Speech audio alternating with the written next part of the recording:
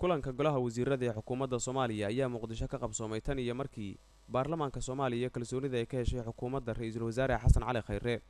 Dhammaan xilalka kala duwan xubnaha loo magacaabay ee xukuumadda Soomaaliya ma jirin mas'uul xilka haya xukuumadda cusub oo ka maqnaa shirka oo qaatay saacado badan ayaa looga hadlay qodobo ay ka mid yihiin amniga iyo sidoo kale abaaraha ka jira dalkan, iyadoo kulanka golaha wasiirada laga sheegay in tallaab degdeg ah xukuumadda ay u qaadayso wax ka qabashada amniga iyo abaaraha ka jira Soomaaliya. haddaba kulanku marka uu soo idlaaday waxaa warbaahinta la hadlay Cabdiraxmaan Cumar Cusmaan Injineer Riiso oo ah wasiirka warfaafinta ee xukuumadda Soomaaliya.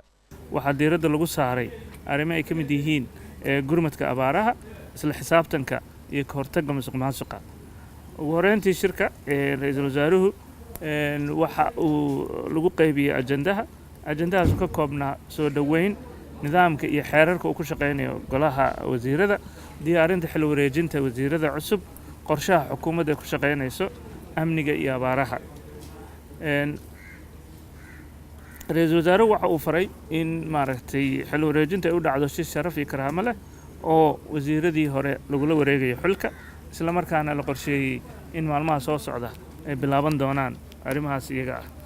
ra'iisul wasaaruhu wuxuu aad ugu adkeeyey golaha wasiirada in shacabku naga sugayo sidii dalkan loo samata bixin lahaa, isla markaana lala yimaado howlkar, hufnaan iyo shaqo maaragtay ummaddu kalsooni ay ku hesho.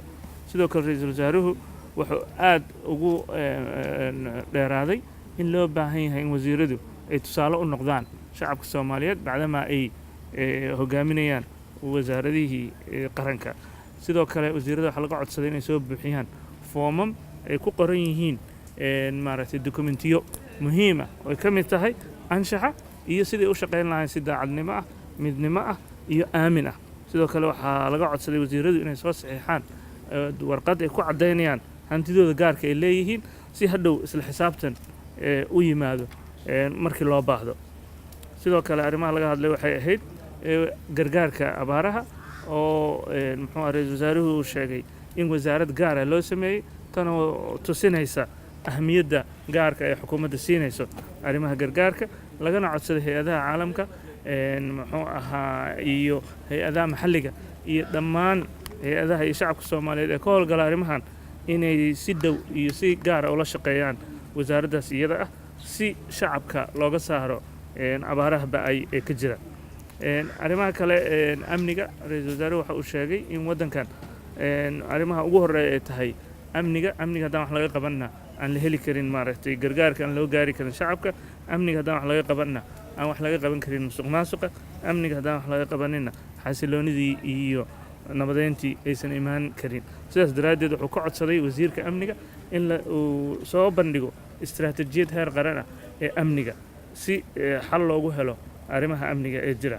sidoo kale ra'iisul wasaaruhu waxa uu sheegay in marxalad cusub la galay, loona baahan in loo diyaar garoobo sidii shacabka loo gaarsiin lahaa nabad, xasilooni iyo dib u heshiisiin.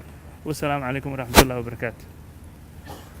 qodobada looga hadlay shirka golaha wasiirada ee xukuumadda Soomaaliya ayaa kala ahaa amniga iyo abaaraha, waana mowduucyada ugu waaweyn ee haatan dalku uu marayo. ra'iisul wasaaraha xukuumadda Soomaaliya Xasan Cali Khayre iyo golihiisa wasiiradu waxay wadajir u sheegeen in tallaabo degdeg ah loo qaadi doono wax ka qabashada ammaanka iyo sidoo kale in laga qayb qaato dadka Soomaaliyeed ee abaartu saamaysay samata bixintooda.